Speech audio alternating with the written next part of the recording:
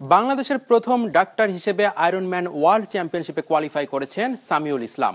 পেশাগত দায়িত্ব পালনের পাশাপাশি এমন কঠিন কাজকে সহজ করেছেন নিজের অদম্য ইচ্ছা শক্তি দিয়ে। ফ্রান্সে অনুষ্ঠিত ওয়ার্ল্ড চ্যাম্পিয়নশিপে লাল সবুজের পতাকা উঁচিয়ে ধরতে চান ডাক্তার সামিউল। পরন্ত বিকেল, গ্রীষ্মের কাঠফাটা রোদ কিংবা তীব্র শীত, কোনো কিছুই দমিয়ে রাখতে পারে না সামিউল ইসলামকে। বাংলাদেশের প্রথম ডাক্তার হিসেবে তিনি কোয়ালিফাই করেছেন আয়রনম্যান ওয়ার্ল্ড চ্যাম্পিয়নশিপে, চলতি বছরের সেপ্টেম্বরে, যেটা অনুষ্ঠিত হবে ফ্রান্সে। পেশাগত দায়িত্ব পালনের পর বাকিটা সময় তিনি ব্যয় করেন সাইকেলিং, সুইমিং আর রানিংয়ে। বাংলাদেশকে বিশ্ব দরবারে তুলে ধরতে তার এই অক্লান্ত পরিশ্রম। এর আগে মালয়েশিয়ায় আয়োজিত ফুল ডিস্টেন্স আয়রনম্যান কম্পিটিশন শেষ করতে সামিউল সময় নিয়েছিলেন 16 ঘন্টা। সেখান থেকেই কোয়ালিফাই করেছেন ওয়ার্ল্ড চ্যাম্পিয়নশিপে।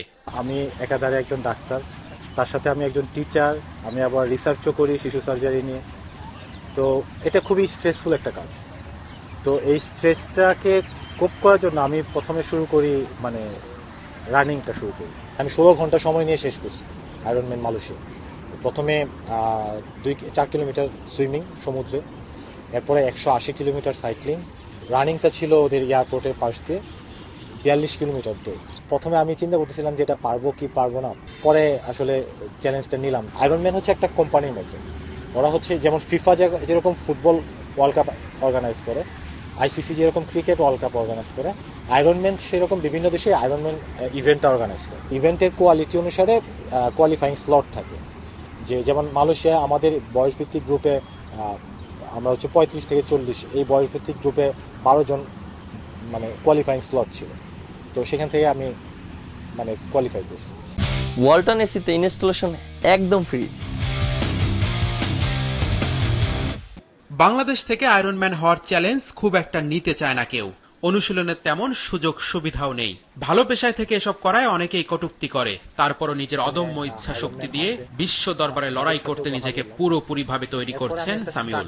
ট্রেনিং এর জন্য আমি একজন অনলাইন কোচ নিলাম, আমেরিকান একজন কোচ। অনলাইনে তার সাথে একটা কোচিং যে প্ল্যাটফর্ম আছে সেখানে আমি সাবস্ক্রাইব করলাম।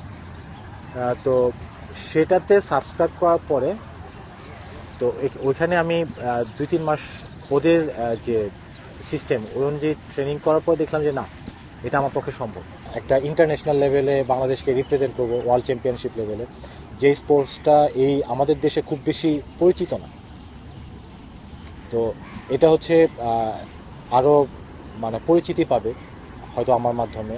সেই জন্যই এই চ্যালেঞ্জটা নেওয়া যে না, ওয়ার্ল্ড চ্যাম্পিয়নশিপে যাই।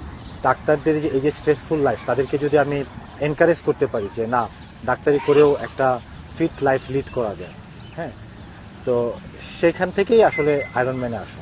স্পেশালি এই ইভেন্টটাকে, যে ওয়ার্ল্ড চ্যাম্পিয়নশিপ ইভেন্টটাকে সামনে রেখে আমি প্ল্যান করছি 2টা সাইক্লিং ক্যাম্প করব, যেটা খাগড়াছড়িতে পাহাড়ে, কারণ আমার ওই ইভেন্টটা হবে পাহাড়ে। আয়রনম্যান ওয়ার্ল্ড চ্যাম্পিয়নশিপে লাল সবুজের পতাকা উঁচিয়ে ধরার স্বপ্ন দেখছেন বাংলাদেশের সামিউল ইসলাম।